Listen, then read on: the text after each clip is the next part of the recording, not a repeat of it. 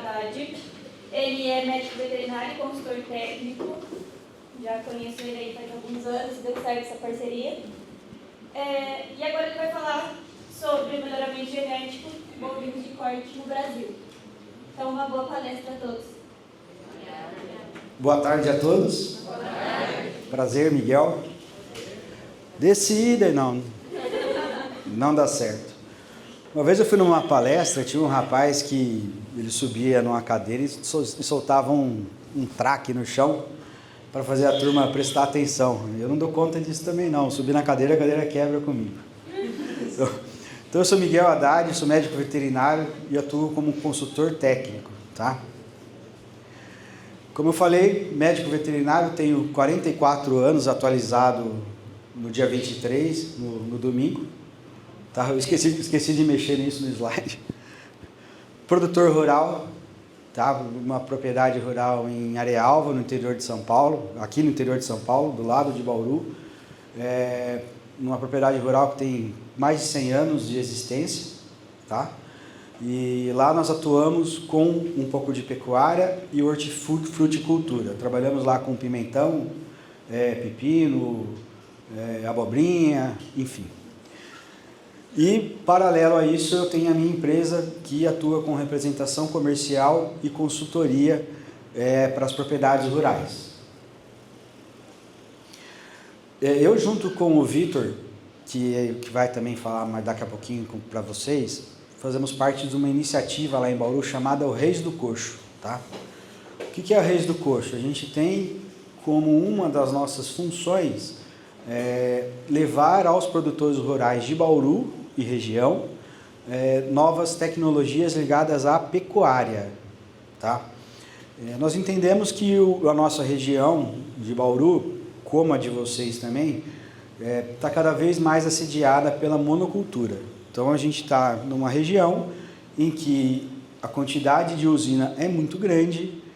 Do lado de Bauru, em Lençóis Paulista, temos uma empresa indonésia chamada Bracel, que é eucalipto, e as áreas de pastagem, que é o que eu sou apaixonado profissionalmente, que é mexer com bovino, seja de leite, seja de corte, está cada vez mais escasso, tá?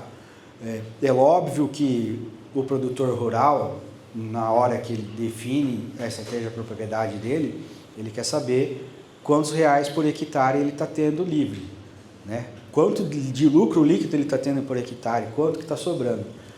E a pecuária, na forma extensiva que ela é trabalhada, erradamente, na larga, como a gente vê na grande maioria, poucos produtores intensificam a propriedade, ela não é competitiva. Então, entre ele continuar explorando a pecuária extensivamente e ele arrendar e ficar na casa dele, só recebendo o arrendamento por alqueire, por hectare, ele prefere ir para isso. Além disso, esse produtor, que já é uma pessoa um pouco mais velha, quando eu digo mais velha, são pessoas de 60, 70 anos, também não tem um leque tão aberto referente à importância da sucessão familiar dentro da propriedade. Então o filho virou médico, o filho tem a profissão dele na cidade e ele não está muito preocupado com a propriedade rural também. Então no final vai acabar onde? Na monocultura de novo. Então nós que vivemos de pecuária, nós que vivemos do campo, se nós não entendermos que o que não é medido, você não consegue saber se está dando lucro ou não, temos que desde a nossa formação saber disso. Saber que nós temos que ter índices dentro da propriedade, índices que sejam zootécnicos, são importantes, mas índices financeiros, tá? E nós vamos falar um pouquinho disso também aqui durante a nossa conversa. E pensando na pecuária no estado de São Paulo, tá? Ela teve início na década de 50, quando começou a haver a grande parte de mecanização dela. A pecuária começou a descer principalmente do Mato Grosso, através da rodovia Noroeste do Brasil, Ferrovia Noroeste do Brasil, que é uma ferrovia que tinha passando por Bauru, tá? Então descia muito gado por lá, de gado de corte. Depois, na década de 60, as primeiras premixeiras, as primeiras empresas de nutrição animal, falando em balanceamento de ração, falando em tecnologia no campo. Na década de 70, maior passo de industrialização, mais industrialização dentro dessas indústrias e, consequentemente, aos produtores. Na década de 80, começou-se os primeiros passos das boas práticas de fabricação, os primeiros passos no sentido de sanidade. Quais são as doenças que mais acometem os animais, quais doenças que são zoonoses, que são doenças que são dos animais e podem transmitir para nós, e nós podemos pegar essas doenças. Então começou-se um maior aprofundamento em cima disso. Década de 90, começou-se a falar também em biotecnologia, fertilização in vitro e outras tecnologias que começaram a surgir. E anos 2000, o que nos espera do anos 2000 para frente? Cada vez um maior adensamento de tecnologia, mais competitividade no campo, porque essas tecnologias, essas biotecnologias ficaram mais acessíveis aos produtores. Então houve uma modernização da pecuária. Basicamente esse é o mesmo slide anterior, mas em tópicos, né? Mas eu gostaria de falar um pouco sobre o quarto item, né, que é bem-estar animal.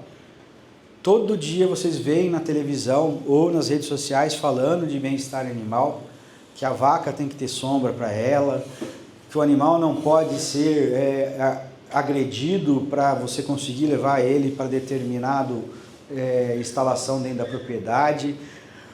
Rastreabilidade e segurança alimentar, cada vez mais falando disso, né? Como eu falei, a gente trabalha com hortifruti lá em casa. Hoje a gente tem que rastrear por lote a mercadoria que está indo para o Ceasa em São Paulo. Então cada carga tem um número de lote para saber se a origem desse produto. Isso já vem falando em pecuária de corte em frigorífico há muitos anos, com o Sysbov, né? E com a rastreabilidade. E segurança alimentar, porque as pessoas querem produtos seguros para se consumir, né? Não quer um produto que possa causar uma diarreia ou algum outro problema. E o último item que eu gostaria os dois últimos itens que eu gostaria de comentar é em cima da gourmetização, né? Antigamente, na minha época, eu sou um jovem rapaz de 44 anos, né? 43, o slide ajuda a roubar um ano. Antigamente a gente fazia churrasco em casa, não tinha essa preocupação em corte. Vamos comer picanha, vamos comer fraldinha. Não, eu comprava essa carne lá no supermercado e era feito uma marinada, né? Que hoje virou chique, né? Uma marinada, mas era um tempero com cheiro verde, com limão, e deixava a carne marinando, deixava a carne temperada de um dia para o outro para fazer o churrasco. E dos 20, 25 anos para cá, picanha, fraldinha, costela a fogo no chão. Então, cada vez mais o mercado foi se tecnificando no sentido de trabalhar com cortes mais elaborados, de valorizar algumas partes do boi, e isso houve essa gourmetização.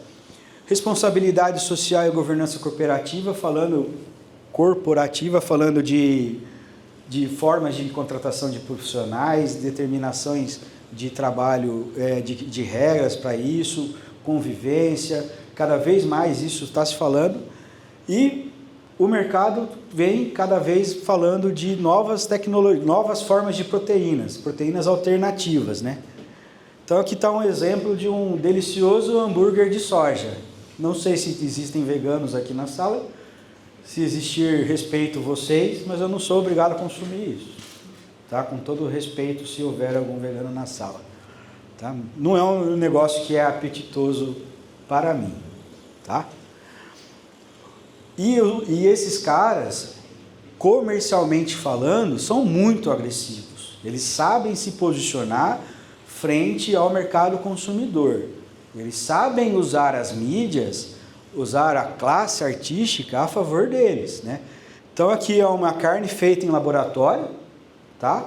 E o apelo lá em cima, livre de crueldade, porque não passou por um abate sangue. O abate bovino em si, ele é um abate cruento, né? Vai muito sangue, quem não está acostumado pode se assustar, né? Saudável, né? Criar sem agressões, os caras são muito bons. E aí, para a gente pegar uma Anitta da vida e fazer um espetáculo sobre o pum da vaca, como ela fez há uns anos atrás, é fácil, engaja, né? Hoje tudo é engajamento. Hoje tudo, eu vi, eu não sei nem se foi o Vitor que me falou isso, ou se foi alguma coisa que eu vi. Hoje no Instagram, foi um cara lá do Sul. Hoje existem 2 perfis de pessoas que seguem rede social. Um que é o criador, que ele quer criar engajamento, ele quer fazer barulho, ele quer ter gente seguindo ele, e o outro que consome esse conteúdo, né? Então, esse tipo de apelo sobre qualidade, sobre carne sem crueldade no abate, sem ser muito cruento, existe isso, as pessoas conseguem ter esse apelo e conseguir engajamento, conseguir mais seguidor, né? Vai de nós, como pessoas conscientes e que estamos buscando o nosso aprimoramento educacional, nosso aprimoramento técnico, saber se aquela informação corresponde à minha realidade ou não. Vamos falar de melhoramento genético em si, mas antes de falar de melhoramento genético, eu tenho que falar de como chegar a esse melhoramento, né? Então, existem algumas técnicas para fazer o melhoramento genético. O mais difundido hoje, que vocês devem ouvir bastante, é a inseminação artificial. Existem 2 tipos de inseminação artificial, 2 técnicas principalmente, a inseminação por cio natural, em que o animal, você acompanha o cio e vai inseminar ele, e a técnica que é mais usada no gado de corte, que é a inseminação artificial de tempo fixo, né? Em que você faz um protocolo hormonal no animal, e naquela hora, exata hora que você tirar o implante, vai ser a hora que você vai inseminar, né? E aí vai do colega veterinário, durante o procedimento, saber se vai dar para fazer inseminação na hora ou não. Tem algumas sacadinhas de como que está a mucosa, como é que está a aceitação da vaca, enfim. Fertilização in vitro, que é uma técnica em que você tira o óvulo, o ócito da fêmea e faz a fecundação em laboratório, faz a fecundação no laboratório. E uma mais recente que é a clonagem em si, né? Que acho que vocês são uma molecada um pouco mais nova, mas eu sou da época do Boi Bandido. Não sei se vocês sabem quem que foi o Boi Bandido. E o Boi Bandido, na época, que ele ficou famoso na novela, que ele era um boi sujo, né? Os meninos que montam ou sabem, acompanham montaria de touro, sabem que ele era um boi sujo, porque ele saía do tronco e já saía pranchando, caindo em cima do peão, para machucar o peão. Mas o Boi Bandido fez muito sucesso. E o Paulo Emílio, na época, que era o proprietário dele, clonou ele, fez 4, 5 clones dele. Acho que tem clone dele que deu bom para boi de pulo, mas foi uma técnica usada para difundir aquele animal, para clonar aquele animal. E depois disso, uma vez que a gente tem a determinação de qual técnica nós vamos usar, a gente definir qual que é a sequência, qual que é o programa, qual que é aquela propriedade em si, qual a técnica que eu vou usar, qual a característica daquela propriedade. Eu tenho uma propriedade rural, falando de corte, em que são vacas Nelore, eu preciso entender para onde aquele projeto vai.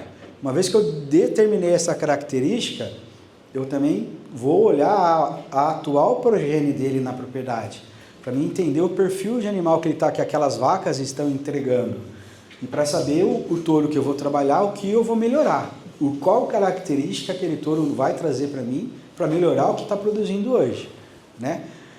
E reprodução, sem sanidade, sem nutrição em dia, não vai acontecer.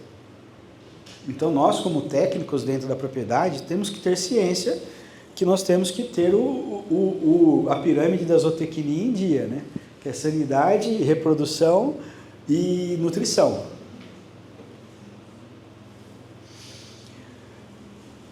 E aí, o mercado está sempre evoluindo, né? Sempre trazendo novas tecnologias, então, cada vez mais falando em DNA no campo, sequenciamento genético.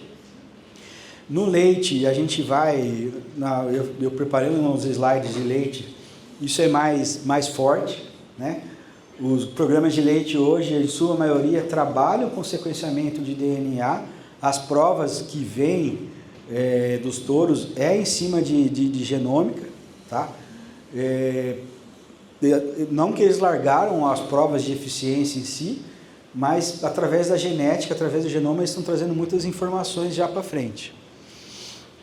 Telemetria e inteligência artificial. Hoje a gente consegue, através de um banco de dados bem feito, saber qual a provável característica que aquele animal vai entregar para nós.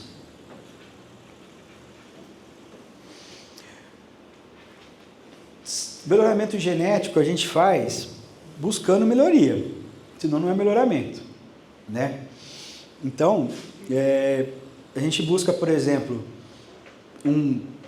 uma determinada característica numa fazenda, pensando, eu quero um animal mais pesado, eu quero um bezerro de desmame mais pesado.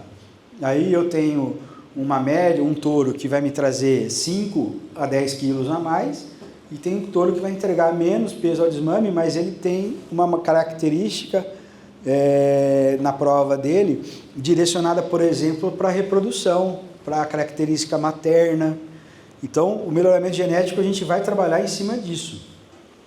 Qualidade de carne, sempre falaram nisso, não sei se vocês conhecem o Nelore Golias, ou já ouviram falar do Nelore Golias, né? O Nelore ele é conhecido por ter uma carne sem marmoreio, uma carne com uma fibra um pouco mais dura, e o Nelore Golias está fazendo um trabalho ao contrário, e a confraria da carcaça Nelore também, fazendo um trabalho ao contrário, selecionando animais que têm marmoreio na carne, que entregam maciez e entregam uma carne tão boa quanto os Angus, que é o que todo mundo tem como referência de qualidade de carne hoje, né? E a gente precisa de diversidade genética, né?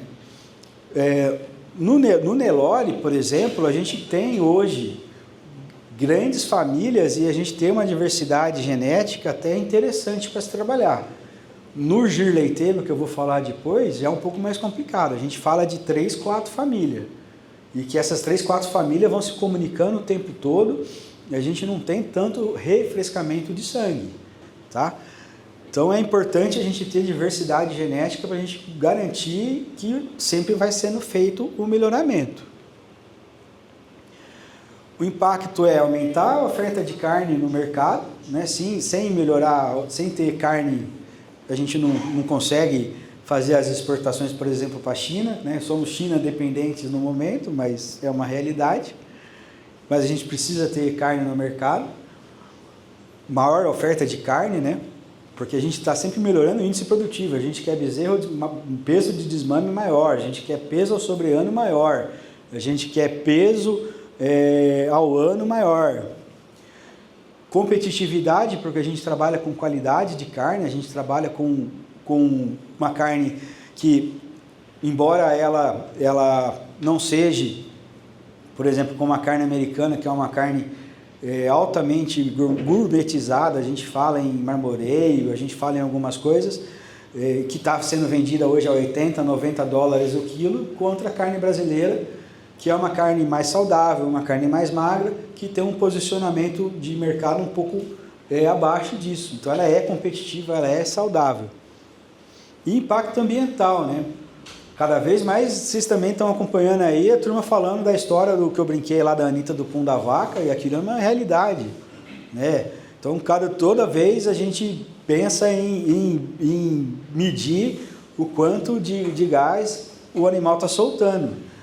E existem tecnologias e empresas de nutrição que estão trabalhando com algumas núcleos, algumas matérias-primas, buscando a eliminação menor, a emissão menor desses gases. Então, melhoria contínua, preservação da diversidade genética, que eu falei, e adaptação às mudanças climáticas, tá? São desafios desafios e perspectivas para o futuro do melhoramento genético, né? Não para, né? A gente tem aqui na USP, na Luiz de Queiroz, o professor Pietro, que é uma sumidade em cima disso, uma sumidade em cima de resultado de inseminação artificial, que fica trabalhando o tempo todo para melhorar o resultado da inseminação artificial. Embora cada vez mais também exista pressão de mercado para deixar de usar alguns hormônios, por exemplo. Então aí vem esse desafio, não pode se usar mais estrógeno. Aí vai o Pietro com a equipe dele, vamos trabalhar então só com um hormônio chamado progesterona conseguir os mesmos resultados de ATF. Então essa é uma consequência e graças a Deus a gente está num país em que os pesquisadores são muito efetivos nos resultados deles. Eles buscam muito novas tecnologias para aprimorar a nossa produtividade. Então um breve comentário de mercado de inseminação artificial no Brasil, né? Nos anos 2000, 1% dos animais eles eram inseminados, né? Estamos falando de um rebanho de 200 milhões de cabeça, até que nos anos 2020 a gente teve um aumento considerado do número de animais inseminados, né? E também a tecnologia que estava sendo usada detecção de cio e a inseminação artificial, volume de número de ATF, né? Só que essa conta aqui é em cima de 30 milhões de cabeça, não é em cima do efetivo de 220 milhões. Por quê? Quando é medido esse mercado de inseminação artificial, é considerado um número da ASBRAM, que é a Associação Brasileira de Nutrição, tá? Da indústria de nutrição animal, em que ela estima que perto de 12 a 13% do rebanho nacional é efetivamente mineralizado. Tá? E em cima desse número é levantada a quantidade de vaca para chegar nesse total de 25, 30 milhões de vacas aí. E além disso, a evolução do melhoramento genético junto com a inseminação artificial fez isso aqui, ó. O peso da arroba da carcaça foi crescendo com os anos. 97 era animal de 16 arroba e meia que era abatida no frigorífico, né, uma carcaça de um boi. E hoje está falando, em 2021, falando de 19,5. Se vocês ir reto, pegar o Washington Luiz e ir reto e sair lá em Colina, vocês vão ver a iniciativa do IZ, que é do professor Flávio e do professor Gustavo, do boi 777, que é 7 arrobas ao desmame, 7 arrobas ao sobreano, né? Então 7 arrobas ao desmame, 210 quilos, 7 arrobas ao sobreano, 350 quilos, e 7 arrobas ao abate, que é para fazer uma carcaça de 21 arrobas. Tá? Então são trabalhos e evolução, e além da parte de melhoramento genético, a parte de nutrição acompanhando junto, novos aditivos, novas composições de fórmula, que fazem com que isso também, junto ao melhoramento genético, elevou o peso dos animais. E aí a primeira pergunta que eu deixo para vocês: qual touro é melhorador? O touro PO ou o touro cabeceira de boiada? Vocês já pensaram nisso? Sabe qual é o touro cabeceira de boiada? Vocês vão lá, vão dizer que o vô dos seis tem um sítio lá. Tem um sítio, e aí nesse sítio você chega lá, você vê um animal que fala: mas esse bezerro é bom demais da conta, é diferente. Esse bezerro vai virar touro aqui dentro. Esse é o boi cabeceira de boiada. É aquele bezerro que você vê ele até visualmente falando, ele é um animal interessante, só que você não tem dado estatístico dele. Você não tem nenhuma informação dele, do que ele produz, do que ele vai produzir, de quem é o pai, quem é a mãe dele. Ele só é bonito. E aí a gente vem com essa informação que o Rodrigo da Notícias do Front trouxe para nós há uns anos atrás, o ano passado efetivamente. O Rodrigo ele tem um confinamento familiar lá no Goiás, e o confinamento grande, são mais de 20 mil cabeças, e eles fizeram um trabalho rastreando, através dos fornecedores dele, quem eram os bois que estavam entrando no confinamento de um lote. E o refúgio do coxo, o que é o refúgio? É o animal que ele entra no confinamento e ele não vai consumir a dieta. E aí ele fica lá no fundo, é aquele boi mais magro, né? Vamos dizer que o confinamento esteja com espaço suficiente para todos os animais, enfim. Então é aquele animal que é problema, é animal que vai ficar na farmácia. E eu tenho um confinamento de giro rápido, eu preciso abater animal com 90 dias, 110 dias. Então esse animal que é refúgio, ele é problema para mim. Porque eu tenho que tirar ele daquela baia, porque daqui a pouco ele vai ser sodomizado, ele pode quebrar, ou outro animal se machucar por causa dele. Então esse animal que é refúgio, 95% deles eram de boi, cabeceira de fazenda, cabeceira de coxa. Então são animais que são problemas, porque a gente não tem o histórico dele. É aquele animal que vai ficar 150 dias no confinamento, que o GPD dele, o ganho de peso dele por dia vai ser baixo, né? O confinamento faz uma dieta para 1,7 kg por dia, e o animal está pondo 1,3 kg, 1,4 kg. Né? Então é um animal que é problema dentro do confinamento. São animais que vieram, 95% desses animais não tem um histórico para trás de família, de melhoramento genético, do trabalho que é. Quais as principais raças de corte? Mas antes de eu saber qual a raça, porque raça hoje é quase que nem time de futebol, cada um tem a sua preferida. Eu particularmente gosto de Nelore padrão, que é o Nelore com chifre, mas tem gente aqui que pode gostar do Nelore mocho, do Tabapuã, né? Pode gostar de um taurino, né? Gostar de um Angus, de um Brangus, né? Mas antes disso, quando eu for trabalhar numa propriedade rural, quando eu vou desenvolver esse trabalho de melhoramento genético junto, a primeira coisa é eu quero entender qual que é o rebanho do cara, qual que é o perfil de vaca que ele tem, qual que é o meu projeto. Eu vou vender bezerro no desmame? É uma forma é um direcionamento que eu vou ter com os touros. Não, eu vou vender no sobreano, eu vou vender ele para ele ser recriado, eu vou recriar ele e vou vender ele para o confinador. É outra característica, é outro perfil é outra linha de melhoramento genético, de seleção de touro que eu vou seguir. Não, é ciclo completo, altamente intensificado. Eu uso creep feeding para os bezerros na cria, na vaca, a vaca, eu uso o creep feeding. Creep feeding, para quem não sabe, é aquela ração que vai no coxo que só o bezerro entra, que é o coxo privativo. Faço na recria um proteico energético de 0,5% ou de 1 grama ou de quase 1% de consumo do peso vivo, porque eu quero que o ganho de peso desse animal continue alto, a curva de crescimento dele continue alta, né? E vou fazer depois o confinamento em que efetivamente eu vou acabar um animal jovem com 21 dias, 21 arrobas, e novinho, porque é o que o mercado quer, carne nova. Mas e aí, o sistema produtivo meu permite isso? Como é que está meu pasto lá fora? Eu tenho um sistema de rotacionado e plantado? Não tenho. Meu sistema é extensivo, sem divisão de cerca, minha água fica a 5 quilômetros de onde a vaca vai, a 3 quilômetros de onde a vaca está, ou não, cada módulo meu eu tenho bebedouro suficiente para aquelas vacas, tenho um mineral perto. E a minha região? Que eu posso ter o melhor produto, mas a minha região não tem vocação para aquilo. Às vezes eu tenho o melhor produto numa região totalmente fora do mercado. E aí vai valer a mesma coisa que vale na região que está alocada?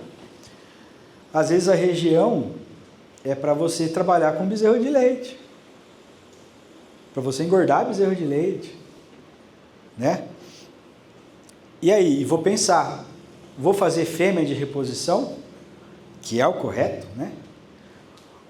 Ou vou engordar elas?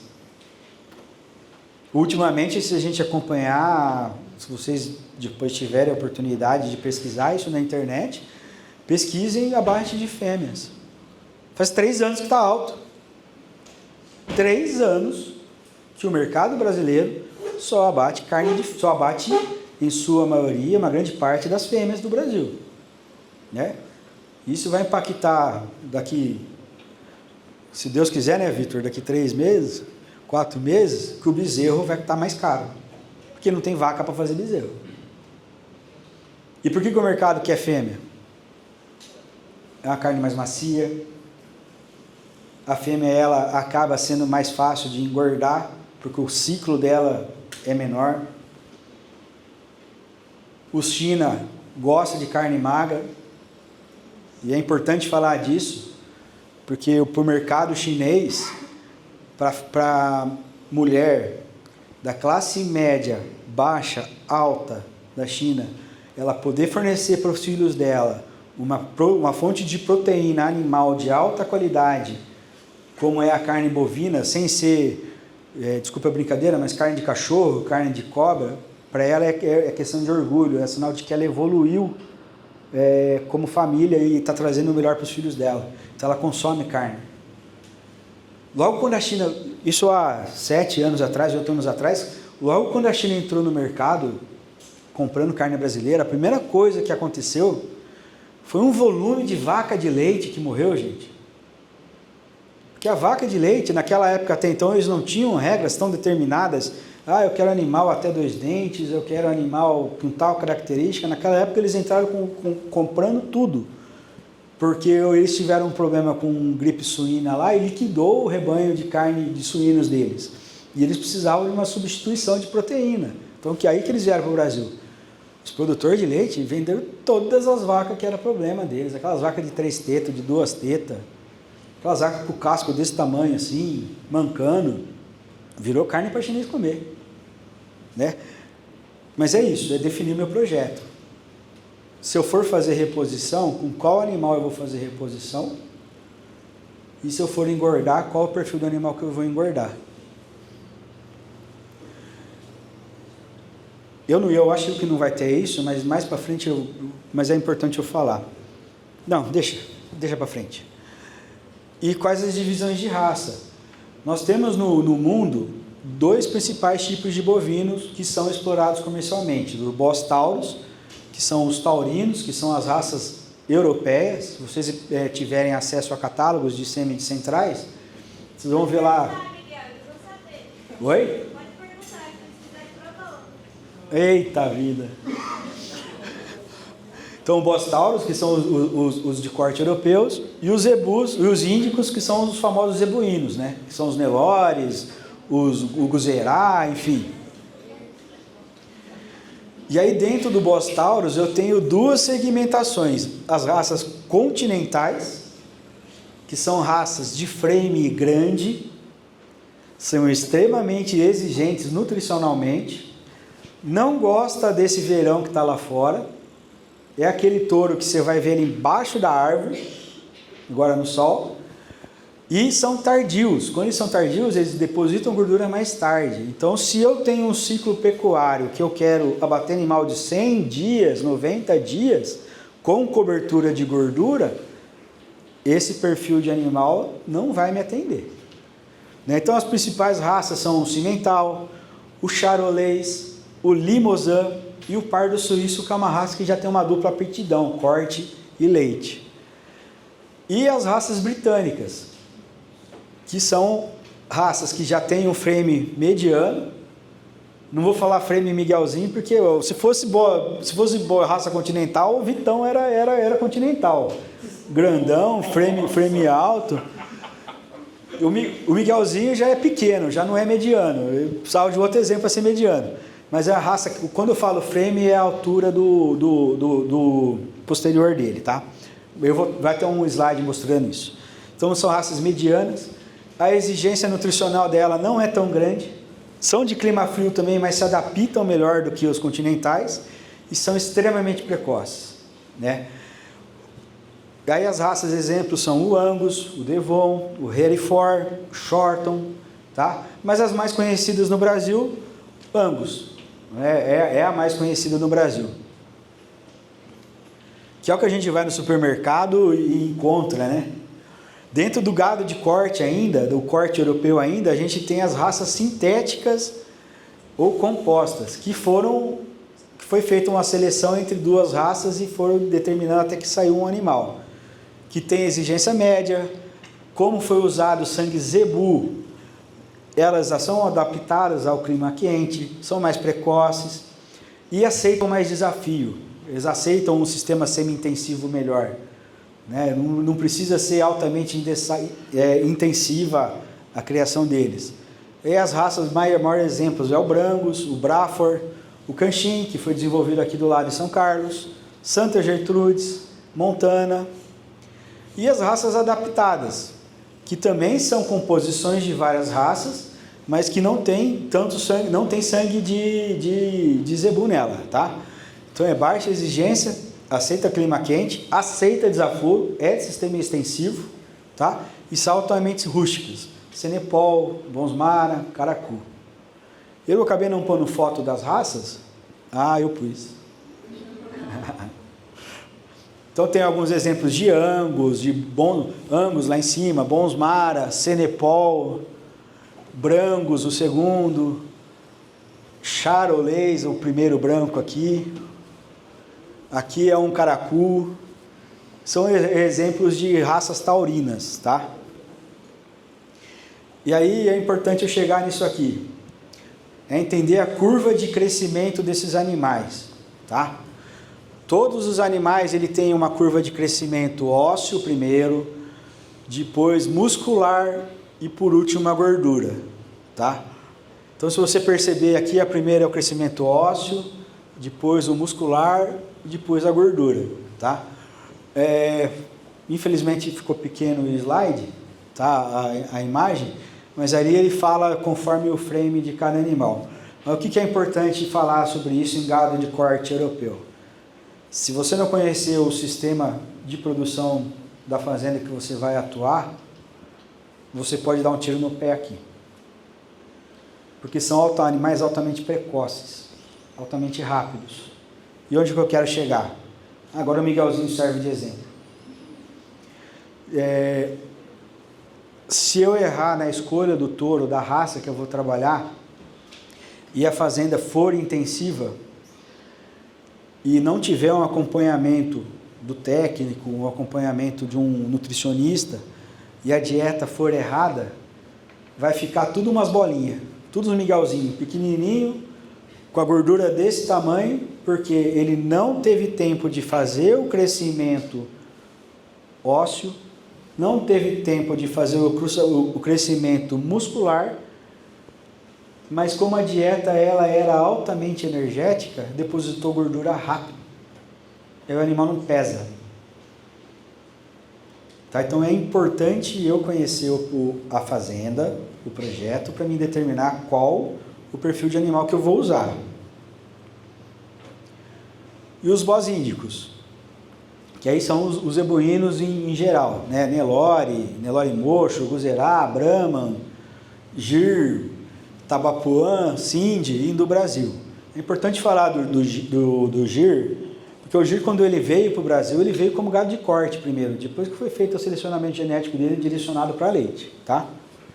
Mas são animais de baixa exigência nutricional, clima quente, aceita desaforo, altamente rústico, aguenta carrapato, aguenta endoparasita, ectoparasita, são animais que aguenta desaforo.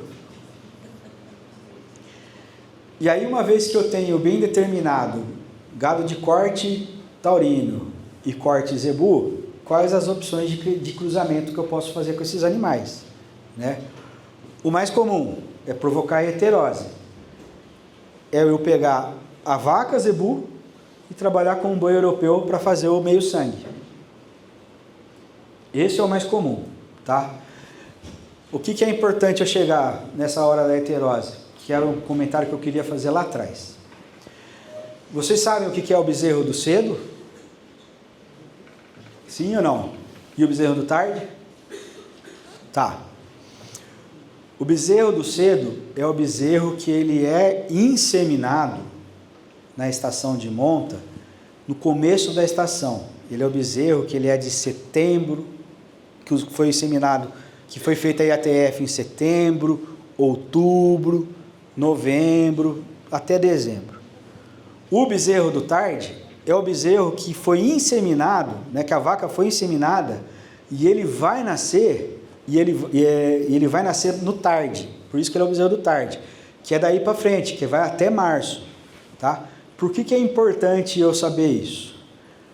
Porque no bezerro do cedo, se eu escolher a raça, se eu não escolher a raça correta, eu posso também fazer um erro crasso aí, um erro clássico, tá? O certo no bezerro do cedo, pelo menos é o que eu gosto de trabalhar, é trabalhar, por exemplo, com Nelore. Por quê? O bezerro do cedo, quando ele nascer, ele vai nascer na melhor época do ano. Ele vai nascer em junho, julho, que está seco, que não tem o desafio de diarreia, ele não tem o desafio de ectoparasita, então é a melhor época para ele nascer. E na hora que ele efetivamente começar a consumir pasto, vai estar nas águas. Aí já é outubro, novembro, então já tem pasto de qualidade. E aí o que acontece? Entre o bezerro do cedo e o bezerro do tarde, eu consigo pôr um bezerro no cedo com 40, 30 quilos mais pesado do que o bezerro do tarde. Então, se eu trabalhar com Nelore no cedo, o mesmo bezerro, o mesmo touro, vai me entregar um bezerro de 40 quilos a mais aqui. Se eu usar o mesmo touro na inseminação do tarde, vai nascer um bezerro 40, o bezerro na hora do desmame vai ser 40 quilos mais leve que o outro. Então, esse é o bezerro do cedo e o bezerro do tarde, tá? O que a heterose tem a ver com isso? A heterose, sozinha, me garante esses 30 quilos de diferença. Então, qual que é o ideal? Que eu gosto de trabalhar com as pessoas, que eu gosto de orientar as pessoas que eu atuo. Uso o Nelore no cedo, lá em outubro, setembro, outubro, novembro, que vai dar um bezerro pesado de 40 quilos.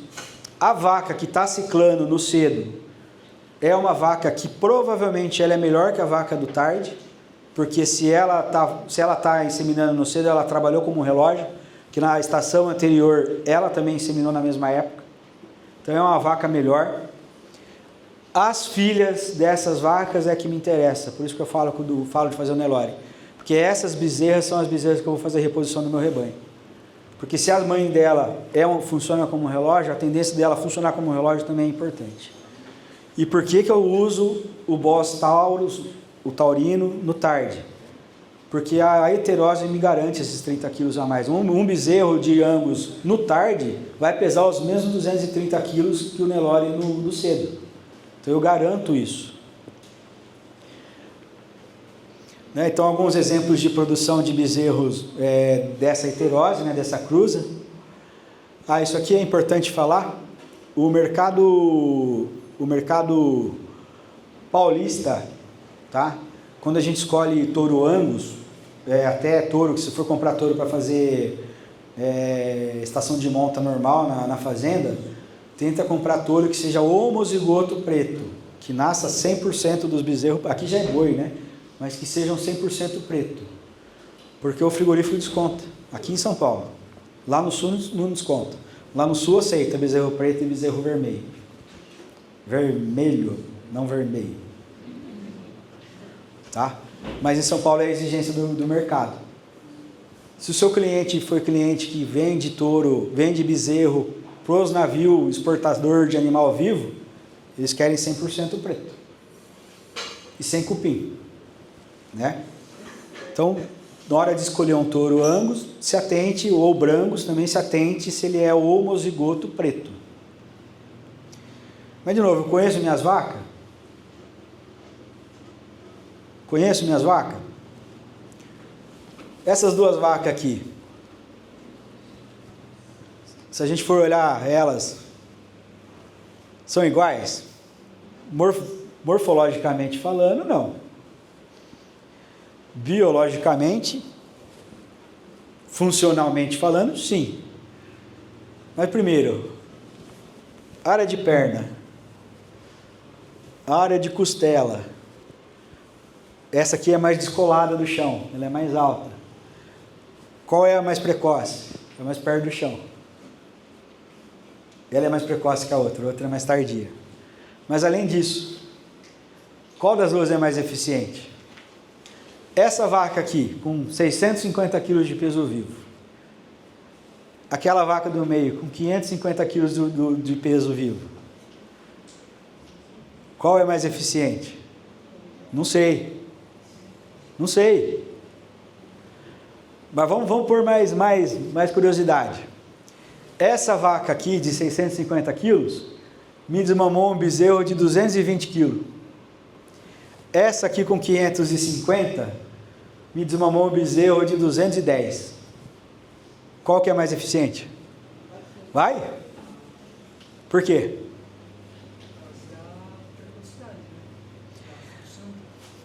Vaca eficiente, ela entrega um bezerro proporcional ao peso vivo dela.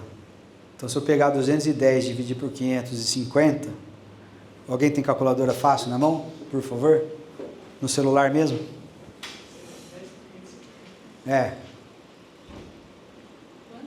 210 por 550. Quanto?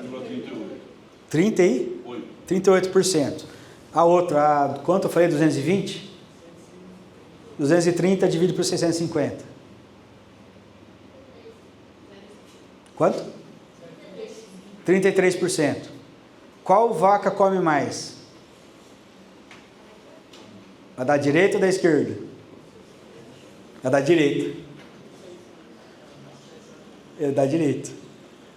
Então, efetivamente, a outra foi mais eficiente, porque ela come menos e entregou um bezerro com proporção de peso vivo dela maior do que a outra.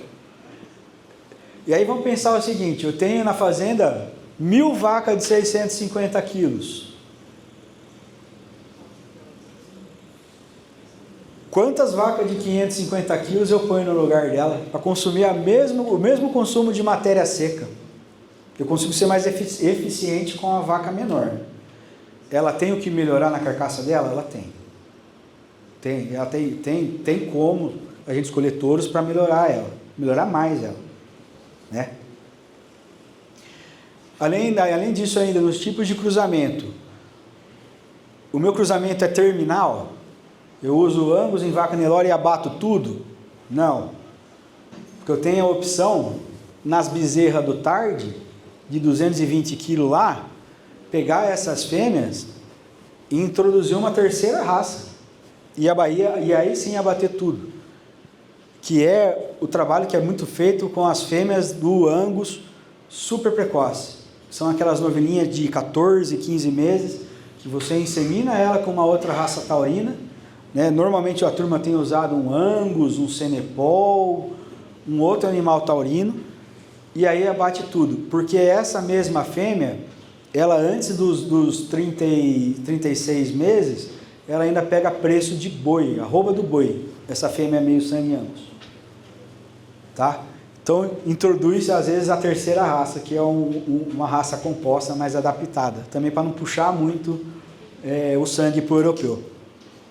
E o cruzamento rotacional, que ainda é um negócio mais do início da pecuária, mas que muitas fazendas às vezes usam ainda. Tem o Nelore, trabalho uma época com o Caracu, 5, 6 anos com o Caracu, depois eu ponho o Angus, depois eu volto para o Nelore e vai fazendo essa rotação entre as raças, tá? Isso é mais do começo da pecuária, mas ainda tem gente que fala assim, eu estou cansado de ir em fazenda e ouvir o cara falar assim para mim, mas o meu avô fazia assim, por que eu vou mudar?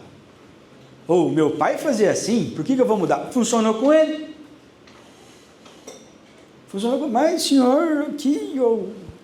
Não quero, vou continuar trabalhando assim, paciência. Estou melhorando a mãe. De novo, aquela ideia dos animais em relação ao frame, né, ao porte deles. Mas, por exemplo, no Nelore a gente tem três tipos de Nelore no mercado hoje. O Nelore PO Elite, que é o PO pista que a gente fala, que é aquele touro Nelore que a gente vai na exposição e vê. E mudou um pouco isso, né? Mas são animais extremamente altos, né? Olha a altura do posterior dele, quase 1,74 m. Touro comprido de 1,90 m de comprimento, né? O PO prova, que já é um touro um pouco menor, 1,66 m de garupa, né, de traseiro, e 1,88 m de comprimento, e os touros shape com 1,59 m de altura, e 1,59 m de altura e 1,79 m de comprimento, tá? Mas o que eu acho legal, são essas medidas aqui, ó. Um touro que tem 50% de perna e 50% de área de costela, ele vai ser alto mesmo, né? E vai ser tardio. Vai demorar para ele pôr acabamento.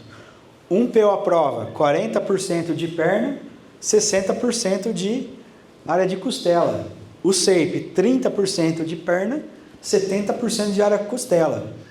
E aí você faz o seguinte raciocínio: qual é o que tem a característica mais frigorífica? Qual é o que mais precoce? Qual é o que vai me entregar o bezerro mais pesado? Qual é o que vai me entregar o boi, não mais pesado, mas um boi mais rápido, mais precoce, né? Não necessariamente, mas o SAPE, eu não sei quem falou, mas o SAPE ele é muito... São animais que é um certificado especial de teste de progênie, tá? São animais que têm um histórico de progênie por trás. Alguns SAPE são PO, mas tem muitos PO que não são SAPE, e são animais que eles fogem um pouco dessa caracterização racial mais bonita. São animais que às vezes você vai na central e você vê lá e você fala: mas isso aqui é boi de rodeio, o que está fazendo aqui esse boi? Uns boi com chifre tudo louco, cabeça feia, é assustador, mas são animais altamente produtivos. E aí, uma comparação de dois perfis de animal, tá? O aqui da esquerda é hoje o maior fazedor de fêmea do PO Elite, que é o Landau da Digene. Esse touro, ele não está produzindo mais sêmen, ele teve uma degeneração testicular e ele saiu da bateria, tá? Mas olha a proporção perna dele em relação à costela. E ele já é um PO Elite, mas ele já tem uma parte de perna bem melhor daquele outro slide lá, que era altamente extremado, né? De 50% a 50%. O outro touro é o Cifrão da Fazenda Vera Cruz. Já é um animal mais no chão, já é um animal que ele é PO à prova, né? Ele já tem uma caracterização frigorífica melhor.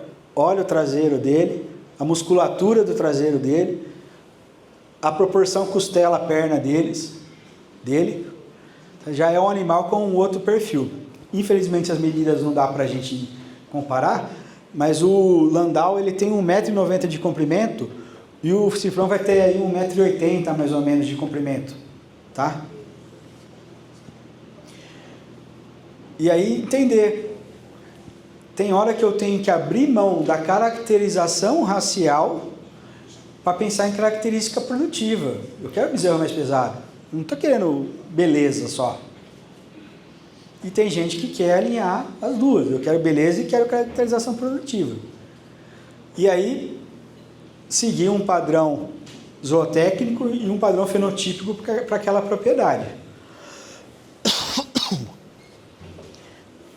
Vou pegar um pouco de água, desculpa.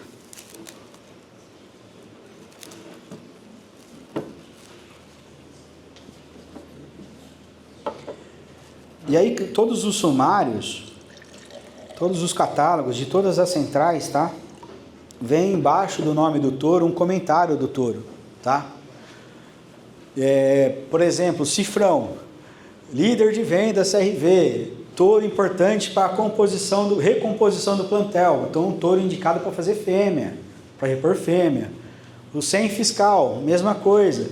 Avaliação equilibrada para touro com alto potencial de produzir boas fêmeas. Então todos os catálogos vêm com, além da prova para você interpretar, da régua de DEPS para você interpretar, vem comentários sobre o que é aquele animal. Que são exemplos de réguas de DEP.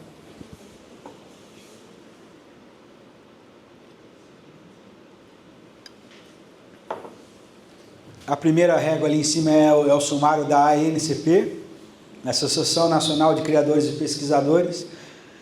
Para mim, na minha opinião, é a que eu mais gosto de acompanhar, tá? Porque ela tem uma forma diferente de abordar as DEPs, traz algumas DEPs diferentes que as outras. A do meio, o PMGZ, que é o Programa de Melhoramento Genético do Zebu, da Associação Brasileira dos Criadores, da ABCZ, e a última é o GenePlus, que é da Embrapa, né? Mas vamos lá, vamos fazer uma análise rápida. Primeira coisa que eu tenho que me preocupar na hora que eu vou olhar uma DEP, qual o perfil de fêmea que eu vou inseminar. Vou inseminar a vaca? Eu posso usar touro que o peso ao nascer seja alto. Vou inseminar novilha de 24 meses? Já começo a me preocupar na escolha do peso ao nascer do bezerro.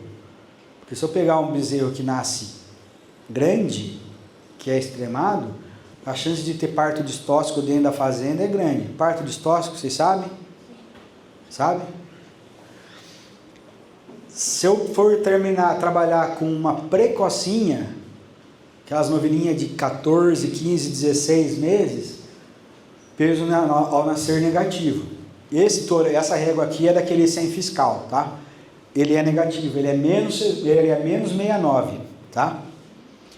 Uma outra característica que é importante para mim é saber o número de rebanhos que esse touro foi usado e quantidade de filhos que ele tem. Porque além do genoma trazer a informação, isso também é importante para mim, que é sinal que a régua de DEP dele está se mantendo e ela está sempre atualizada. Beleza, defini minha categoria. Peso ao desmame dele. Ele entrega, na média, aos 210 dias, lá em cima na NCP, 2,46 kg a mais que os touros que participaram da mesma régua dele, da mesma era dele, tá? Então, no geral, ele entrega 2 quilos a mais do que os touros que participaram da prova. Não é extremado, tem touro de 11, 12 quilos aqui, tá? Peso ao sobreano dele. Se eu estou enxergando direito, não estou. 11,49. Então, ao sobreano, comparado aos touros da mesma era dele, os bezerros dele pesavam, a recria dos animais dele pesavam em média 12 quilos a mais do que os das outras provas. Aos 450 dias, 15 quilos a mais, tá? Por que ele é interessante para fazer fêmea, o sem fiscal? Idade ao primeiro parto das filhas dele antecipam em média 26 dias em relação aos touros que participaram da mesma prova dele. O stayability dele, que é a habilidade maternal dele, é alta, tá? O perímetro escrotal, que é o PE365, aos 365 dias dele, é um top 2. Quanto maior o perímetro escrotal dos touros, que vocês verem no sumário, maior a chance da filha ser mais fértil, tá? E depois características de carcaça, área de lombo, área de acabamento. Então, por exemplo, a área de lombo dele era 3,18 centímetros maior do que os touros que participaram na prova. O acabamento dele é de 5,42 milímetros de gordura na carcaça dele, na EGS, na gordura subcutânea. E o marmoreio dele, tá?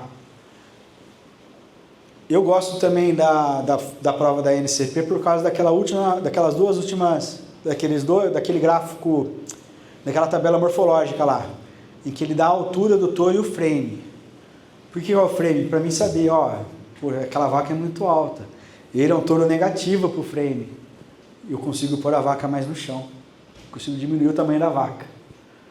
Como também consigo usar touro que eleva o frame das vacas também.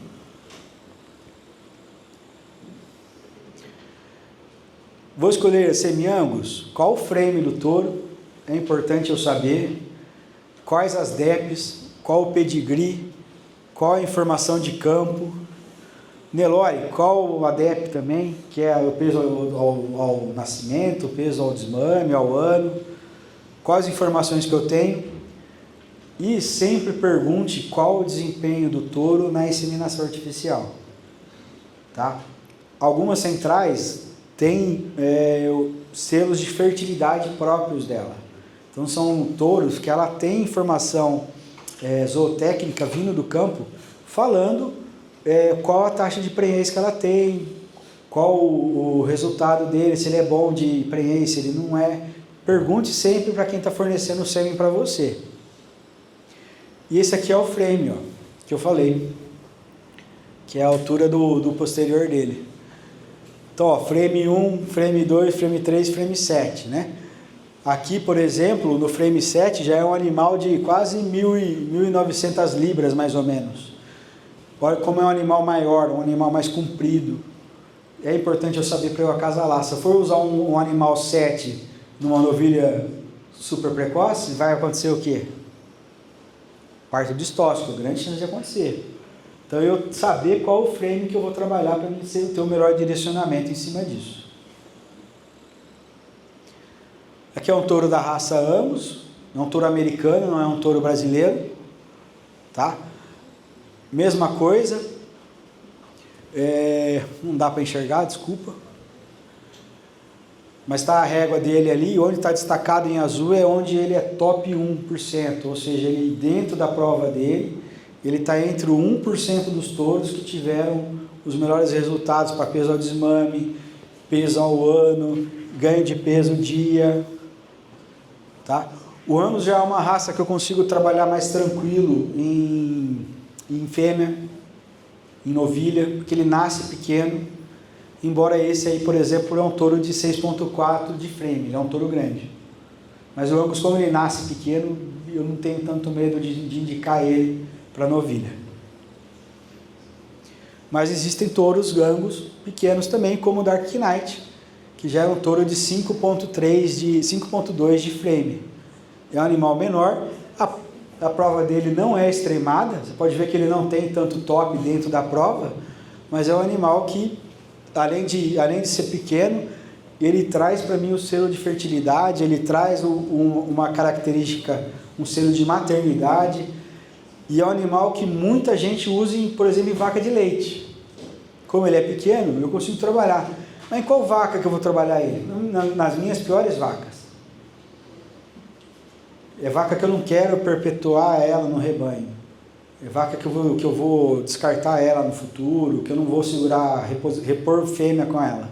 Então eu pego e ponho um Angus, por exemplo, para fazer o bezerro de corte, que agora é a hora, para quem é leiteiro. Que o ano que, se em 3 meses eu acho que vai aumentar, no ano que vem, então, com tanto de fêmea que morreu nos últimos anos aí, o ano que vem estoura isso aqui. Então, tem a opção de usar o Angus nas vacas de leite, nas piores vacas de leite. 2 touros de novo, né, o sem fiscal e o coche. O coche Katayama, por exemplo, ó, aquele selo verde lá, que está lá em cima, lá no cantinho. Eu não sei se tem laser aqui nesse trem. Botãozinho vermelho. Ah, tecnologia, ó. Aqui, esse selo verde aqui é o selo do SAPE. Então, ele é um touro ABCZ, né? Ele é um touro puro e um touro ceipado também. Esse hoje já é um senhor, eu gosto de brincar que ele é um senhor, que ele já é um touro de mais de 12 anos de idade, continua em produção. E dos touros da Katayama, que ele é Katayama, é hoje o que mais tem filho dentro das centrais hoje de inseminação dos touros da Katayama, tá? Touro bom para fazer fêmea também. Aqui é um exemplo de uma foto de ultrassom de carcaça, né, como é feito. Medição da área de olho do lombo. Aqui é o score de gordura subcutânea, né, que é aquele dado que eu falei de acabamento. Marmoreio da carne, deposição de gordura, né? E aqui 2 exemplos de marmoreio, mas a foto não ajudou muito por causa da luminosidade. Então, do gado de corte, conclusão, as fêmeas, o que eu vou fazer com elas? Vai ser só reposição? Vou fazer reposição e vou abater, vou fazer reposição, vou fazer a heterose, o cruzamento com uma raça taurina, e vou pegar as filhas e vou fazer a super precoce e abater tudo depois, porque aí você abate a vaca, né? E você vende os bezerros. Tá? Então o que eu vou fazer com as fêmeas? Qual é a minha estratégia de fêmea? Eu vou repor tudo, porque agora é a hora de segurar a fêmea. A genética que eu vou usar é perto do que eu tenho na minha fazenda hoje, o que eu posso melhorar.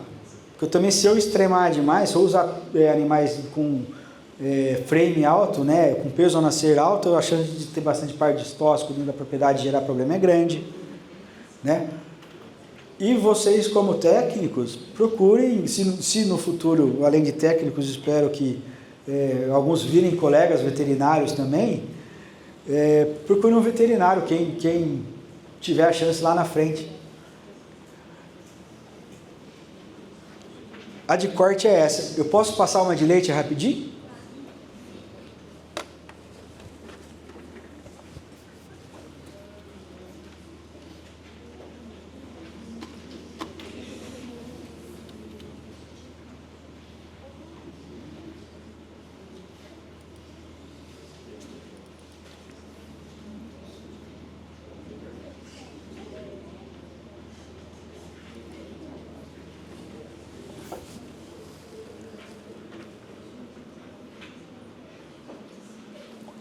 Gente, se eu estiver falando rápido demais, se bem que já foi rápido agora também, né? Então já era, já. Então, melhoramento genético de bovinos de novo, mas agora mais focado no leite, tá? Essa é um pouquinho mais rápida. Então, a pauta, vamos fazer uma introdução. Fundamentos do melhoramento genético eu vou passar rápido, porque é basicamente a mesma coisa do gado de corte, tá? Então, a pecuária leiteira é atividade importante em todo o mundo. Com ela é possível produzir alimentos ricos em nutrientes, como o leite, o queijo e o iogurte. A exploração de bovinos leiteiros é fundamental para a economia de muitos países, incluindo o Brasil. Vocês já pararam para pensar que o leite provavelmente é a atividade que mais emprega a gente no setor pecuário no Brasil? Vocês já pararam para pensar nisso?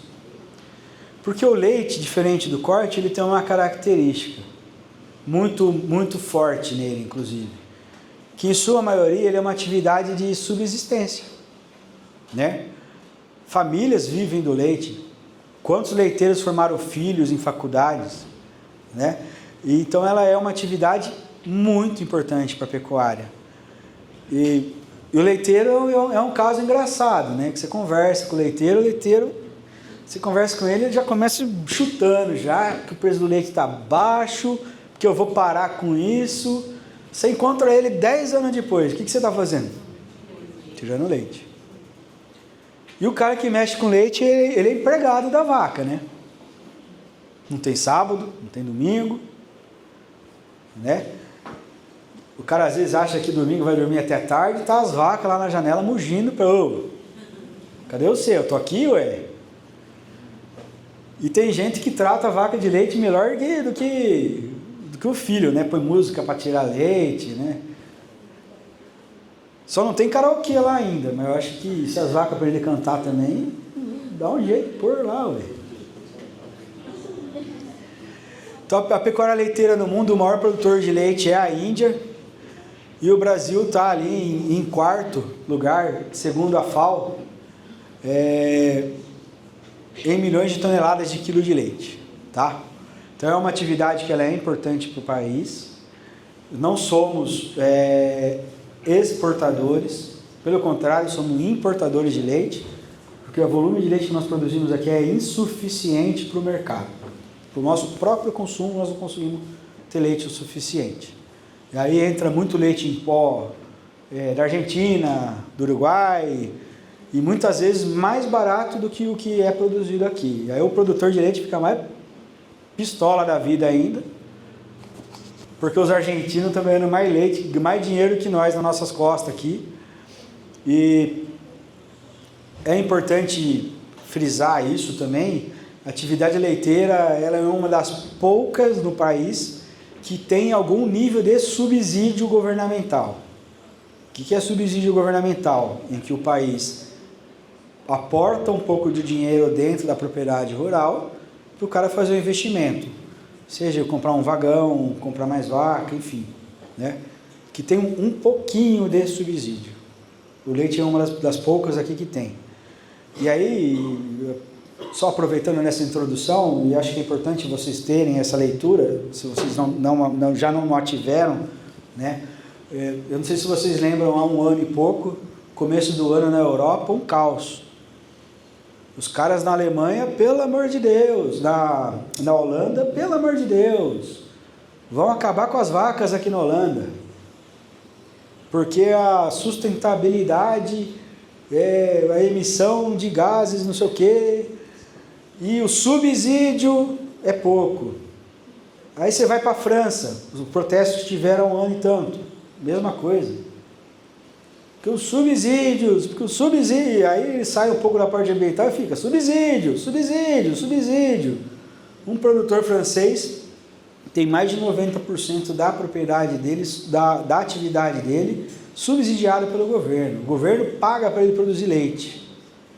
Paga. Porque não tem o que fazer com essa pessoa e e essas pessoas brigam principalmente com nós. Que mesmo sem subsídio governamental, que mesmo com as dificuldades que a gente tem, somos competitivos, seja no leite, seja na carne. Então a briga o tempo todo é em cima disso, é em cima de bloquear de alguma forma a comercialização de produto brasileiro lá. Eu estou falando de leite, mas isso cabe para farelo de soja, cabe para nossa carne, cabe para um monte de coisa. O medo deles não é que nós vamos acabar com a floresta amazônica, não é. O medo deles é que nós somos mais eficientes que eles em produzir comida, e barata, com pasto, sem precisar tratar a vaca 100% no coxo o tempo todo, e é isso.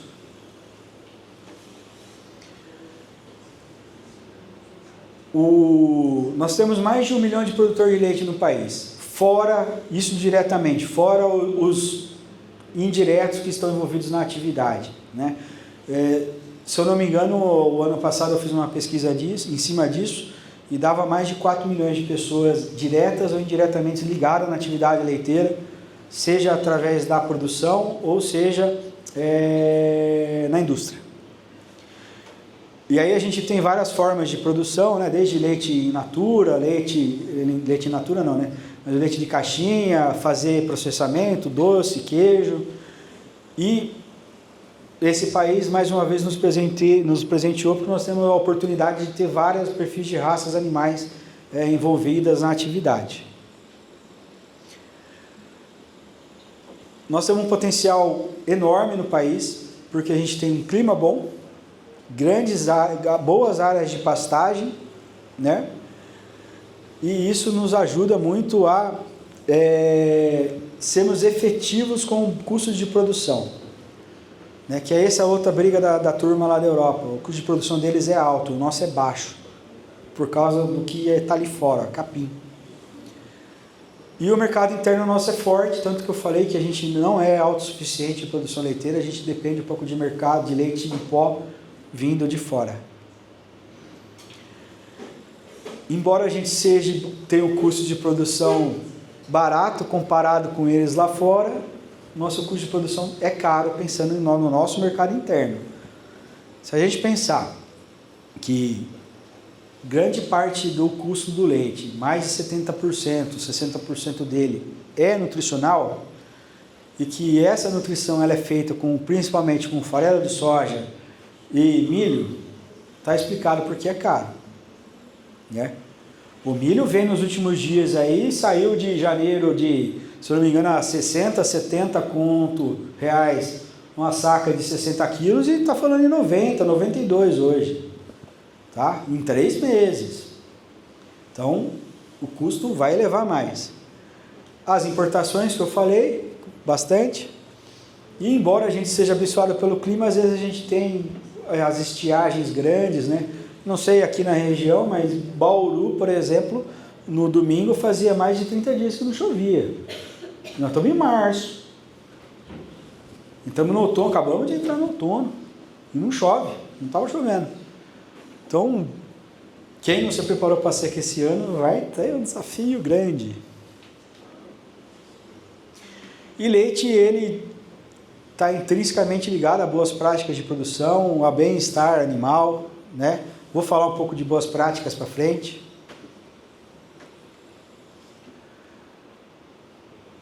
Manejo nutricional de vaca, aquela história de que o leite entra pela boca é a verdade, né?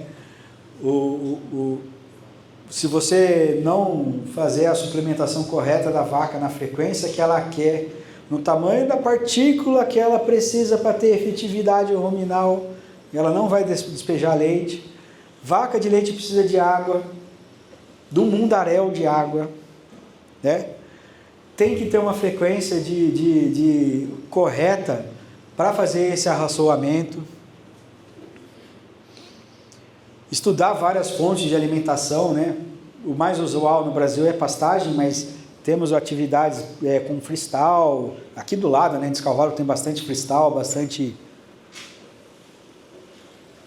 propriedades com um nível de intensificação alto, né, que não estão só no sistema, que não estão no sistema de pasto, mas estabulam vacas, e uma vaca dessa estabulada, ela tem um consumo de matéria seca mínima, que precisa ser suplementada, diferente da vaca do pasto que come menos, enfim. Cada projeto é um projeto. A gente tem que ter uma preocupação sanitária, porque a parte sanitária ela acaba interferindo na reprodução, né? Então, fazer as vacinações corretas. Leite é intrinsecamente ligado à higienização, né? CS, CBT, vocês sabem o que é? Não? Tá. E ter um acompanhamento técnico do técnico, ou de um veterinário, ou do zootecnista da cooperativa. Vou fazer um parênteses, higienização. Existem dois... peraí, que vai ter na frente. As principais doenças do gado leiteiro. Mastite. Chegamos na higienização que eu queria falar, tá? Você sabe o que é mastite? Boa. Mastite clínica, você sabe o que é? Mastite subclínica? Mastite contagiosa? Ambiental? Tá.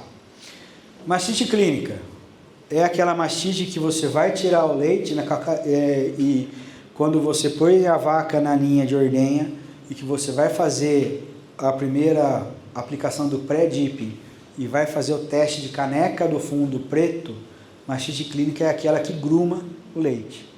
Que na caneca de fundo preto sai aquelas pelotão de pus, né?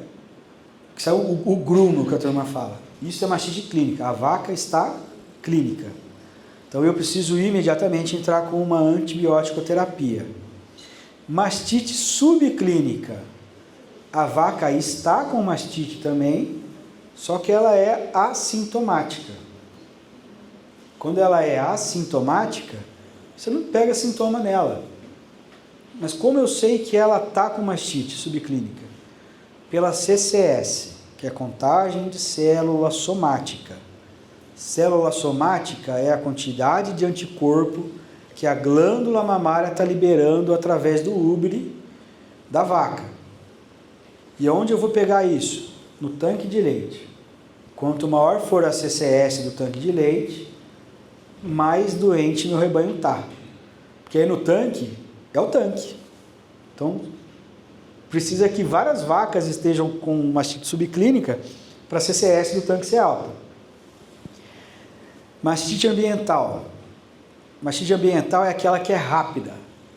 A vaca foi na ordenha de manhã, fiz todo o procedimento sanitário lá, fiz o pré-dip, fiz a caneca de fundo preto, tirei o leite, passei o pós-dipping, soltei a vaca por piquete. Vaca saiu da ordenha, primeira coisa que ela fez foi lá na poça de barro e deitou na poça de barro. O esfíncter da glândula mamária está aberto, né? O esfíncter demora 15 minutos pelo menos para ele fechar. Uma bactéria do ambiente entra no teto da vaca. E o que vai acontecer? Na ordenha da tarde, a vaca não consegue entrar nem na ordenha. Ela parece um tiranossauro, pesada, porque a glândula mamária dela está, além de infeccionada, está inflamada, tá? Ao você pôr a mão na glândula mamária, está extremamente quente, e se você não for rápido na intervenção, a mastite ambiental mata a vaca, tá? Ponto. Mastite contagiosa, o próprio nome fala, é a mastite que nós ou o equipamento de ordenha fez o contágio, tá? Então ela transmite mais rapidamente de uma vaca para outra. Então, estou tirando o leite lá e não estou lavando a mão, não estou fazendo o procedimento de higienização correta, eu estou pegando a bactéria de um teto passando para outra vaca. Ela vai pulando de vaca. E a mastite contagiosa, ela se manifesta ou ambiental, ou clínica ou subclínica. Na sua maioria, ela é subclínica. Então, na hora que eu pego um tanque de leite, que a CCS está acima de 1 milhão, o meu problema é provavelmente mastite contagiosa subclínica. Porque as vacas não estão mostrando que ela está doente. Mas eu estou perdendo leite. Quanto maior a célula somática do leite, do tanque, mais mastite eu tenho, só que a célula somática do tanque acima de 1,5 milhão, eu tenho até 40% de produção perdida. Não é perdida, a vaca deixou de produzir quase 40% de leite. Então, ela tem um potencial genético de produzir 30 quilos de leite, ela está produzindo 40% a menos. 12 litros de leite ela está perdendo, por causa de mastite contagiosa. Tá? Mas eu acho que vai ter matéria de clínica para frente, ou de alguma orientação disso para frente, aí a Lívia aprofunda isso. Tá? Tristeza parasitária, que é transmitida por carrapato, principalmente. Brucelose, tuberculose. Tuberculose é aquela tuberculose mesmo, pulmonar, né? Normalmente, fazenda que tem problema de tuberculose, você pode ir nos ordenhador, nos técnicos, que vai ter alguém com tuberculose, porque está no ar, transmite, e ele pega. Leptospirose do rato. Clostridiose, que é por Clostridium, né, que é uma bactéria, né? É o carbúnculo, é o carbúnculo que a turma fala, enfim. E doença de casco. Essas doenças aqui, todas elas provocam eliminação da vaca do rebanho. Tá? Dependendo do grau, eu vou optar por tirar a vaca do rebanho, porque ela é um problema para mim. Ela passa a transmitir isso para as outras vacas, enfim. Erros mais comuns do Brasil. Eu trabalhei uns anos atrás com o Sebrae em assentamento de sem terra, tá? E era um acampamento, na verdade não era nem assentamento ainda, era um acampamento. Lembra do subsídio que eu falei? O governo deu dinheiro para todo mundo no acampamento. Primeira coisa que aconteceu, o marreteiro da cidade apareceu no assentamento e vendeu um monte de vaca, de 2 tetos, vaca Nelore, para os caras. E acontece. Tá? Então, comprar animal sem procedência. Antes disso, que para mim é o mais grave, inadequação nutricional. Nenhuma casa começa pelo telhado. Eu vou comprar as vacas por último. Toda casa começa pelo alicerce. Você já viu casa começar pelo telhado de ponta cabeça? Casa sem bom alicerce não fica, né? Então eu tenho uma adequação nutricional correta, definir se eu vou trabalhar com pasto, piqueteamento, o que eu vou fazer. E a falta de higiene que me pega lá na parte de mastite, me pega na parte de tuberculose, me pega na parte de outras doenças, enfim. Perspectivas futuras, uso de tecnologia, né? Aqui em São Paulo a gente já tem bastante robô, né? Isso é ruim? É bom e ruim. É bom porque é tecnologia, é ruim porque tira a oportunidade da gente atuar no campo também, né? Porque se o cara pôs a máquina é porque ele está tirando alguém do lugar da função para trabalhar. Políticas públicas precisam melhorar, o governo precisa ser mais protecionista, ter um maior protecionismo para a atividade, para proteger os produtores e buscar novos mercados, né? Só que enquanto a gente não for autossuficiente, a gente não consegue explorar novos mercados. Esse aqui eu já falei na outra apresentação. Principais raças leiteiras do Brasil: holandesa, Gir-Holanda, vaca Jersey, Gir, Gersolanda. Tá? Gersolanda Jersey com holandês, tá? Gir-Holanda, Gir com holandês. E seus diferentes níveis de graus sanguíneos, né? Uma breve história rapidamente. O primeiro programa de melhoramento genético do Brasil, do mundo começou há mais de 200 anos na Holanda, tá? A própria CRV, que é uma das empresas que eu trabalho com melhoramento genético, ela tem mais de 200 anos, a cooperativa, tá? É uma cooperativa de produtor. E em breve, os caras começaram trabalhando, cruzei uma vaca com tal touro, e aquele touro com outra vaca, qual foi mais produtiva? Qual vaca a filha deu melhor de leite? Essa aqui. Então foi, num primeiro momento, brutamente falando, pegando o melhor animal sempre para ir melhorando. Então, principais fundamentos: produção de leite, característica reprodutiva, isso da régua de DEP, tá? Longevidade produtiva, eficiência alimentar, resistência à doença, qualidade de leite, teste de progênie e genômica, tá?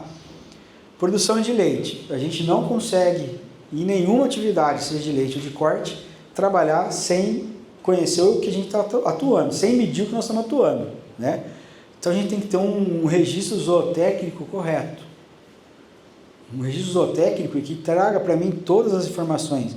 Quando foi a última vez que a vaca pariu, quanto tempo ela demorou para entrar em serviço de novo, quando eu inseminei ela, quanto tempo de lactação ela tem, quanto de leite ela está dando, para mim definir a dieta ou de qual lote que ela pertence, tá?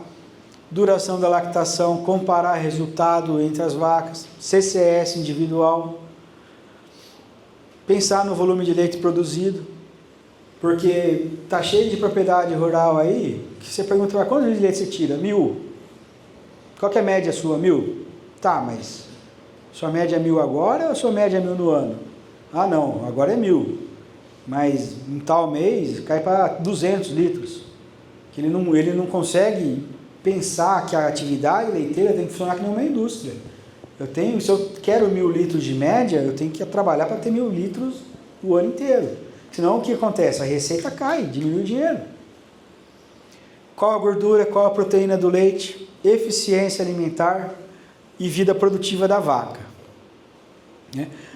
Então, aqui uns exemplos de escrituração zootécnica, né, de registro zootécnico, desde aquela fichona brutona do Excel, até uma ficha mais elaborada, mais bonitinha, enfim. Tem hoje softwares, né, apps para celular, para fazer esse tipo de anotação, né, ganha tempo, joga na nuvem, não perde informação, papel molha, rasga, né? Mas é importante ter a escrituração zootécnica, ter as informações guardadas. Características reprodutivas, intervalo entre partos, né? DEL, vocês sabem o que é DEL? Intervalo entre partos. DEL é o seguinte, é dias em lactação, tá? Dias em lactação. É de quando a vaca pariu, começou a dar o leite, até o dia que ela cessou a lactação dela, que você ou forçou ela a secar o leite dela, ou ela parou de dar leite, tá? Que não acontece muito, né? Por que é importante saber isso? A vaca de leite, fisiologicamente, ela foi feita pela natureza, pela biologia, para dar leite entre 270 dias e 305 dias, tá? Leite saudável da vaca é não que depois não seja saudável, mas leite como produto alimentar é conhecido de vaca de 270 a 305 dias de lactação. Acima disso, a fisiologia da vaca faz com que ela sozinha comece a descamar o úbre. O que é descamar o úbre? Ela começa a trocar a célula da glândula mamária para ela se preparar para a próxima lactação. E célula no leite aumenta a CCS, tá? Então, eu tenho que tentar trabalhar a minha propriedade como um relógio, porque se você fazer a conta de 270 a 305 dias, ela tem que descansar mais 60 dias, 80 dias, para derrubar o próximo bezerro da outra lactação. Vaca boa de leite dá um bezerro por ano. E o que acontece muito aí fora? O produtor vive do leite. E aí, para ele não perder a média dele, ele vai segurando a vaca no leite. E a vaca não emprenha, porque ele está sugando ela, né? Então ela também não consegue fazer reserva corporal, para ela também melhorar a condição corporal dela e ela emprenhar. Então o cara vai mantendo. Eu tive situação de pegar a vaca de 500 dias de lactação. E comum, viu, Lívia? Muito comum. Muito comum. Idade ao primeiro parto, fertilidade, facilidade de parto e DPR. DPR representa quanto tempo as filhas daquele touro antecipam o cio dela em relação às filhas dos outros touros na mesma prova, tá?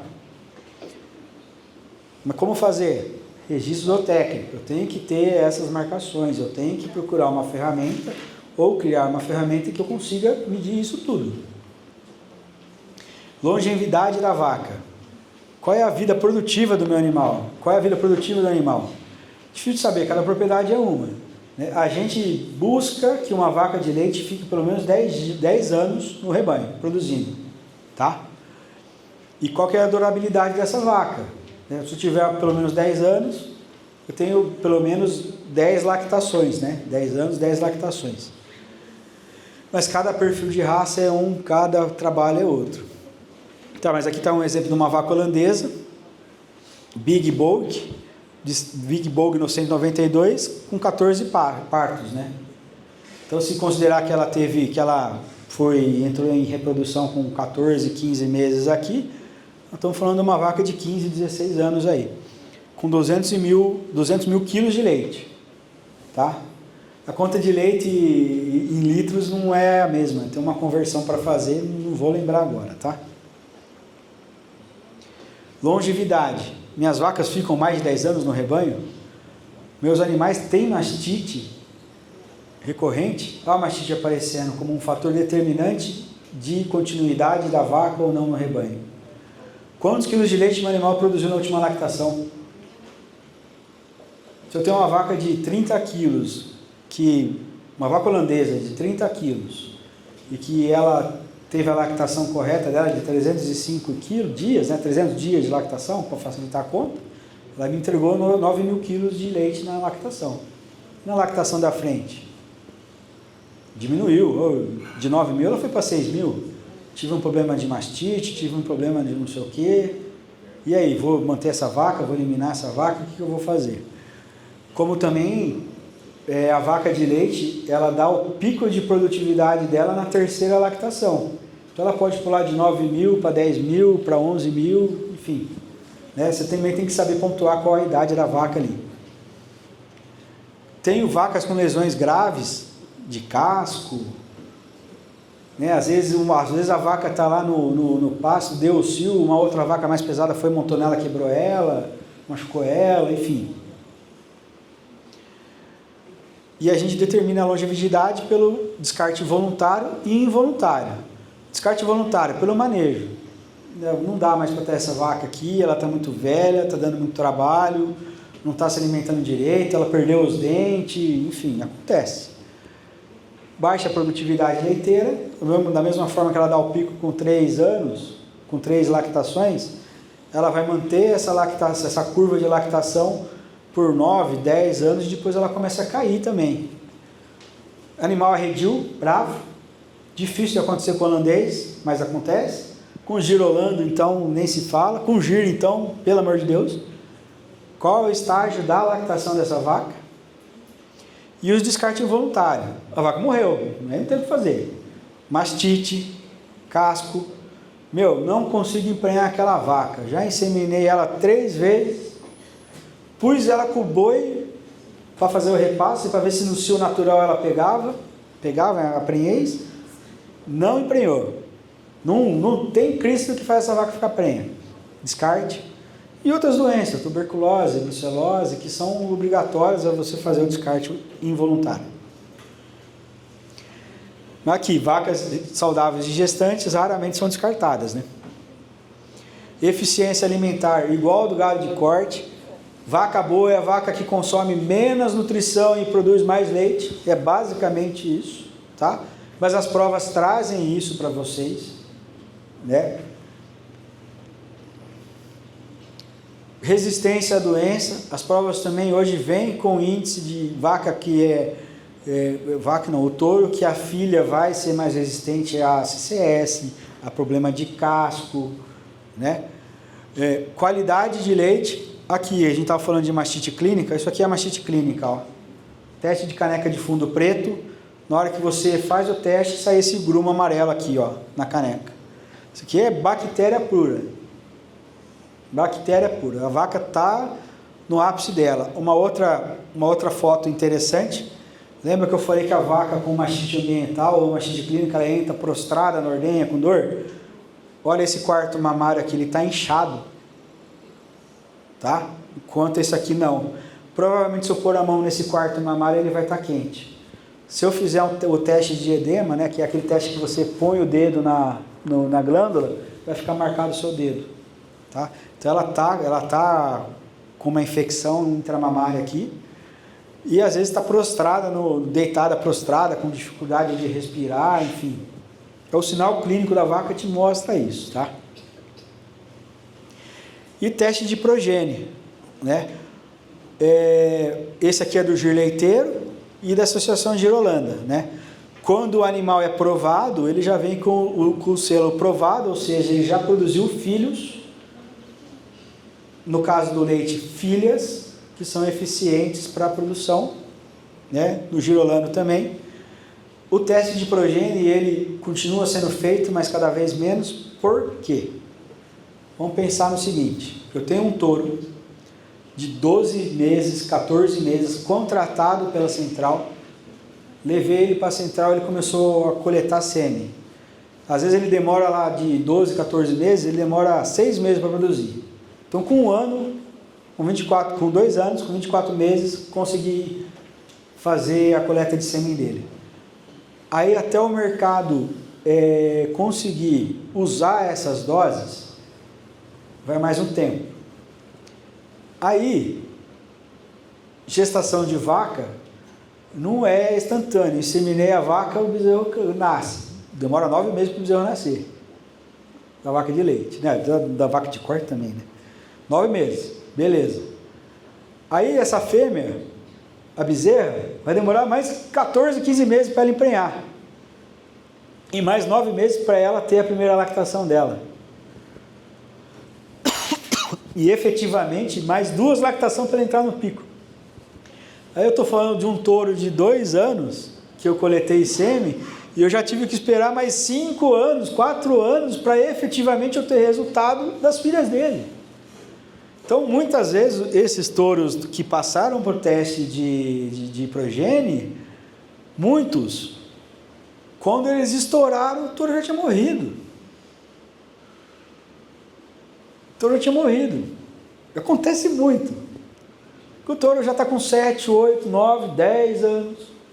E aí efetivamente que entra o resultado que ele é um touro provado. Mas existe o selo do teste, então você sabe que ele está sendo testado.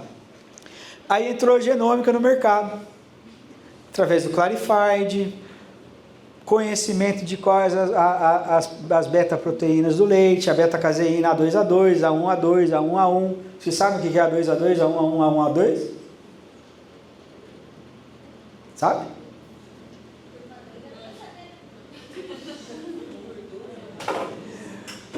Basicamente, um resumo, tá? Um resumo.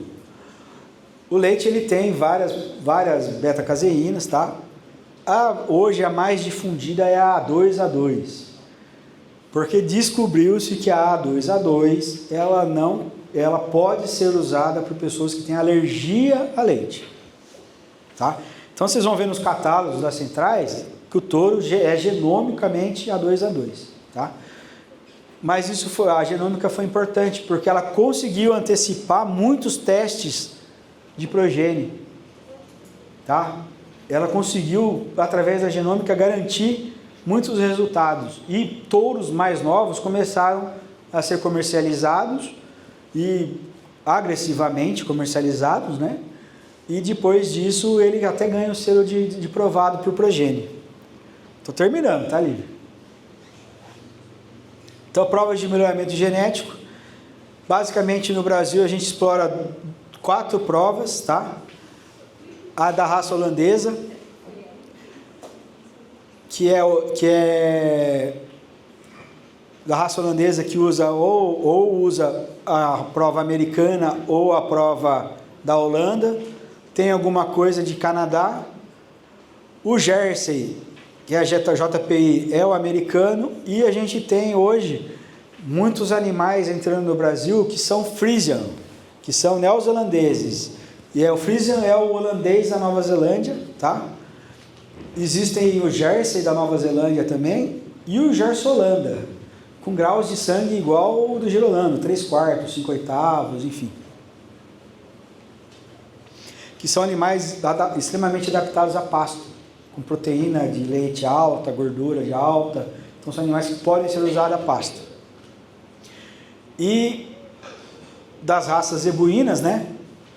O ABC Gil, né, que é do girolando leiteiro, que é da Embrapa, do girolando, que é a girolanda Embrapa também, o Clarified, que é o genômico, e a prova da PMGZ, do Programa de Melhoramento Genético do Zebu, da BCZ, mas que só trabalha o Sind e o Guzerá. Leite Zebu. Leite Zebu, quando a gente fala disso, nós estamos falando de famílias. Tá? É um negócio totalmente louco, para ser bem sincero, porque a gente pega aí 4, 5 linhagens de touros que são extremamente exploradas. Então o nível de consanguinidade, você sabe o que é consanguinidade? O nível de consanguinidade dentro do gir leiteiro é alto. Então quando surgem touros que nem esse aqui, que ele não tem na linha do pai e nem da linha da mãe nenhuma dessas linhagens, são touros que acabam vendendo bem. Só que logo ali na frente, todo mundo começa a usar junto, começa a misturar naquela mesma linhagem lá atrás e vai. Então eu estou falando da família do Sansão, CA Sansão, estou falando da família do Fardo, Radar das Ponções, enfim. Tem um monte de touro que essas linhagens são extremamente trabalhadas e vão se cruzando na frente. Girolando, eu pego o gir, uso numa vaca holandesa e faço esse trem aqui. Tá? Esse trem é um touro girolando 5/8. Tá? Ele tem 5 partes de zebu e 8 partes de holandês. Se fizer a conta, dividir 5 por 8, nós vamos ter a proporção de sangue de holandês que ele tem. Né? Por que eu faço isso? Quanto mais sangue de zebu eu pôr nesse animal, mais rústico ele é, mais adaptado a pasto ele é, e eu consigo trabalhar esse animal melhor no pasto. Existe também no girolando um animal 3/4, que aí fica mais fácil de eu fazer a conta. Quando o animal é 3/4, ele tem 75% de sangue de holandês. Tá? Então ele é um animal mais perto do puro. Aí tem umas características de cabeça, para você saber, de cabeça, de barbela, para você saber quando o animal é 5/8, 3/4, mas aí é coisas que eu recomendo vocês, se vocês tiverem interesse, de procurar na internet, porque tem esse material na internet para vocês olhar aquela vaca e falar, essa vaca aí é 5/8, porque parece que não, mas às vezes ajuda bastante na abordagem, numa fazenda, numa possível oportunidade na área comercial, uma própria central de disseminação, enfim. E aqui são as provas de holandês. Esse aqui é um holandês vermelho, branco e vermelho, tá? Quer dizer, muito mais branco no caso, mas ele é branco e vermelho. Ele é da Holanda. E aí vem as réguas de DEP, né? Posicionamento de pé, tamanho de teto, ligamento retromamário, se é bem posicionado, se não é, se dá para tirar o leite com um robô, enfim, Esse aqui é um touro também branco e preto, é americano. No catálogo, como eu falei, ele te dá o indicativo se ele é um animal com prova de eficiência alimentar, tá? Ele tem CAR. Então as filhas desse animal comem pouca dieta e consomem e produzem mais leite. Tá, esse aqui também. Que mais? Aqui esse monstrengo aqui é o Friesian, tá? Que é o holandês da Nova Zelândia que eu falei. São animais mais direcionados a pasto. Parecem que são maiores que os outros touros, mas eles são mais miguelzinho, mais baixinho, pequenininho. Esse aqui é touro Gersolanda, que usa-se muito na Nova Zelândia e está vindo para o Brasil.